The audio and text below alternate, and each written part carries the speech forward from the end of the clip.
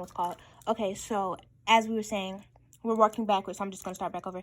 We're working backwards, and so obviously we're half of the mass. Fourth is the half of the third, so we're going to have to that means you multiply the x by 2, so that would be 2x. The third is fourth. Sorry. The second is 4 times the mass of the third, and the fourth is half the mass of the third. So we know the third, so we're going to look for the second. The second is 4 times the mass of the third, so then 2 times 4 would be 8.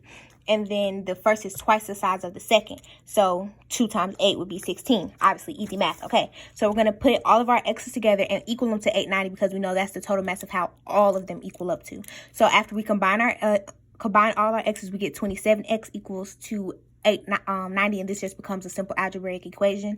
And then so you're going to divide 27 from both sides, and you get 32.963. But that's not what you're done. They want you to determine the mass of the third piece of nickel, and as we can see over here, the third piece of nickel is 2 times x, and this is x, so this equals x. So then after we multiply this by 2, we get 65.926. So now I'm going to explain 6 and 12, and I'm going to do them on a separate sheet of paper just so you can see me actually work them out. So 6 reads, a 2.5 kilogram onion was found to have kilogram. Let's go back to our king here, kilogram. Yep, right. So we're going to be coming from here to here.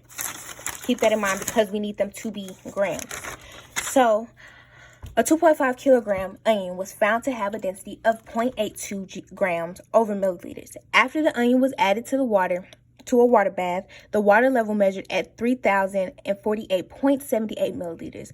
What was the initial water level in the water bath before the onion was placed into it? Now, this one is kind of tricky because it wouldn't necessarily make sense in real life, but the way I worked out the problem was the density they give us, they told us that is 0.82 grams over milliliters. And then, so we got that. We're going to go to the mass next. Do we know the mass? Yes, because they told us it's 2.5 kilograms.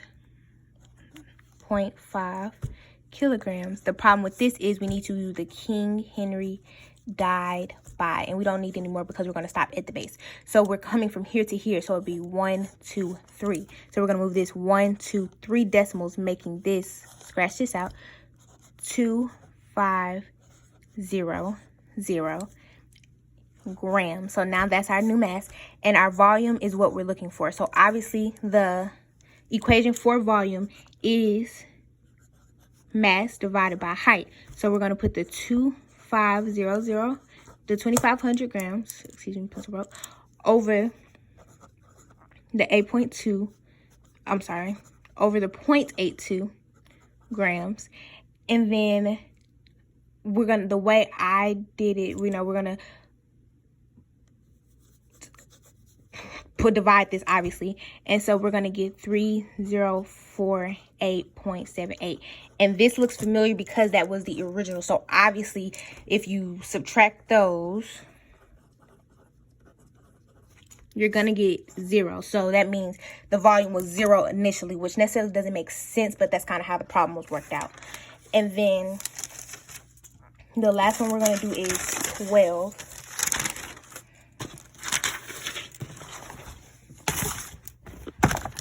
So 12 reads, 4 stones of titanium were placed into a water bath, and the water level rose from 68 milliliters to 133 milliliters.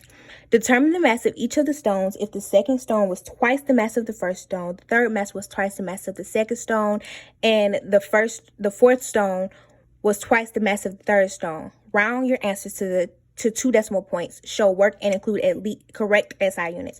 So from this, we see that by each one it's getting bigger. So again, like we did for number 10, we're going to write the 1, 2, 3, and 4 because we need to know what all of them are. But what we know is this one, number 1, is the smallest because it increasingly gets bigger as you keep reading the problem. So you're going to write an X. So we need to go back through the problem, and this time we're going to go forward instead of going backward because it's going forward. It's getting bigger as we go. So the second stone was twice the mass of the first, so that's going to be a 2x. The third stone was twice the mass of the second stone, 2x times 2, that's going to be a 4x. And the fourth stone was twice the mass of the third stone, so 2 times 4, that's going to be 8x. Now, what we have to figure out first was what the mass is going to be. So, let's talk about what was given. Density, mass, and volume. So, what are we looking for? So, density, we know titanium is 4.5 grams over centimeter squared. And we know that because we go to our handy-dandy reference table and titanium 4.5. So, it's 4.5 G over milliliters. And then our mass, we're determining the mass, so we're going to put a question mark. And then our volume, 133 minus 68, is 65 milliliters. And then we need to know which equation that we're using for this. So we're using mass. So mass equals what? Density times the volume. So what we have to do is put the 65 times the 4.5. And so after we do this, we get 292.5. So this is what our total mass is. This is the total mass. So that means we're just going to set, like we did number 10, set all of these equal to that. So we're going to go x plus 2x plus 4x plus 8x equals 292.5. So again, we're just going to put all these together. And 1, 2, 3, 4, 5, 6, 7, 8, 9, 10, 11, 12, 13, 14, 15. So that means we have 15 x's in total. We just count them up. 15x equal to 292.5. And then we're just going to divide each side by 15. Just divide each side by 15. And what we get is x equals 19.5. Now we're not done because they want us to determine all of them. So if this one equals 19, so if x equals 19.5, 2x is 19.5 times 2, which is 39. 3 is 4x times, so 4 times 19.5, and that would be 78. And then 8 times 19.5 would be 156. And these are all mass, so we have to put our SI units at the end. And that's our answer.